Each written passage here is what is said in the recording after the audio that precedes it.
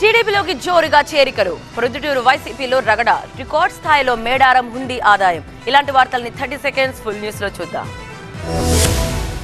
ఏపీలో ఎన్నికలు సమీపిస్తున్న వేళ టీడీపీలో చేరికలు జోరందుకున్నాయి. నిన్న ఒక్కరోజే వైసీపీకి చెందిన కీలక నేతలు టీడీపీలో చేరారు. నరసరావుపేట ఎంపీ లావు శ్రీకృష్ణదేవరాయలు టీడీపీలో చేరారు. గురజాల నియోజకవర్గంలోని దాచేపల్లిలో రా కదలరా సభలో చంద్రబాబు సమక్షంలో లావు శ్రీకృష్ణదేవరాయలు తెలుగుదేశం పార్టీలో చేరారు. నెల్లూరు జిల్లాకు చెందిన ఎంపీ వేమిరెడ్డి ప్రభాకర్ రెడ్డి దంపతులు సైతం టీడీపీలో చేరారు. డిప్యూటీ మేయర్ రూప్ కుమార్ టీడీపీ తీర్థం పుచ్చుకున్నారు. మరోవైపు టీడీపీలో చేరారు ఎమ్మెల్యే వసంతకృష్ణ ప్రసాద్. కండువా కప్పి పార్టీలోకి ఆహ్వానించారు చంద్రబాబు. పదవులు ఆశించి టీడీపీలో చేరడం లేదు, బేషరతుగా చేరుతున్నామని తెలిపారు వసంతకృష్ణ ప్రసాద్.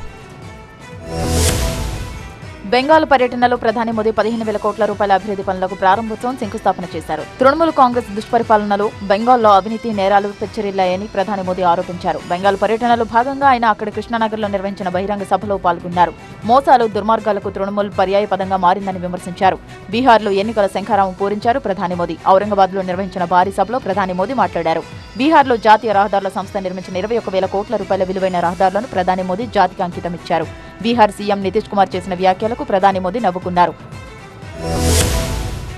కడప జిల్లా ప్రొద్దుటూరులో రసవత్తర రాజకీయం నడుస్తోంది. ఎమ్మెల్యే రాచమల్లుపై అసంతృప్తిగా ఉన్నారు కొత్తపల్లి సర్పంచ్ వైసీపీ నేత శివచంద్రారెడ్డి. కొద్ది రోజుల క్రితం సీఎం ను కలిసిన శివచంద్రారెడ్డి ప్రొద్దుటూరులో జరిగే విషయాలన్నీ తెలియజేశారన్నారు. తర్వాత సజ్జల ధనుంజయ రెడ్డిలను కలిసి ప్రొద్దుటూరులో పరిణామాలు వివరించామన్నారు ఆయన. సీటు విషయంపై పరిశీలిస్తాం, పార్టీకి పనిచేయాలని చెప్పినట్టు తెలిపారు. సీటు రాచమల్లుకి ఇస్తే సహకరించేదే లేదని వారు ముందే చెప్పానన్నారు. పార్టీ కోసం పాటుపడతాము తప్ప రాచమల్లు కోసం పనిచేయమని ఈ విషయాన్ని పెద్దలకు కూడా వివరించామన్నారు వైసీపీ నేత శివచంద్రారెడ్డి. ఇక ప్రొద్దుటూరు వైసీపీలో అసమ్మతి కొనసాగుతోంది. పలువురు ఆశావహులు రాచమల్లును వ్యతిరేకిస్తున్నారు.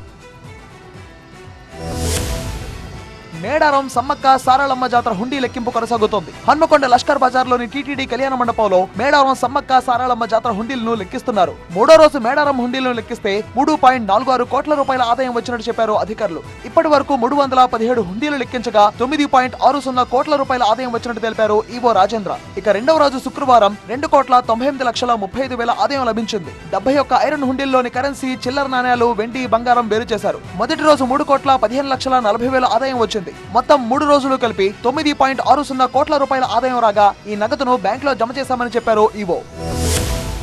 అనంతపురం జిల్లా తాడిపత్రిలో టెన్షన్ వాతావరణం నెలకొంది. పెన్నా నదిలో మున్సిపాలిటీకి సరఫరా చేసే తాగునీటి పైపుల దగ్గర ఉద్రిక్తత ఏర్పడింది. తాగునీటి పైపులను మరమ్మతు చేస్తున్నామంటూ పెన్నా నది దగ్గరకు వచ్చారు జేసీ ప్రభాకర్ రెడ్డి, గేతిరెడ్డి వర్గీయులు.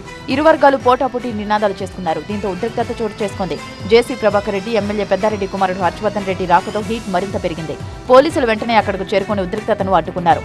ఇరు వర్గాలకు నచ్చజెప్పి పెన్నా నది దగ్గర నుంచి పంపించేశారు. గొడవ సద్దుమణగడంతో ఒక్కసారిగా స్థానికులు ఊపిరి పీల్చుకున్నారు.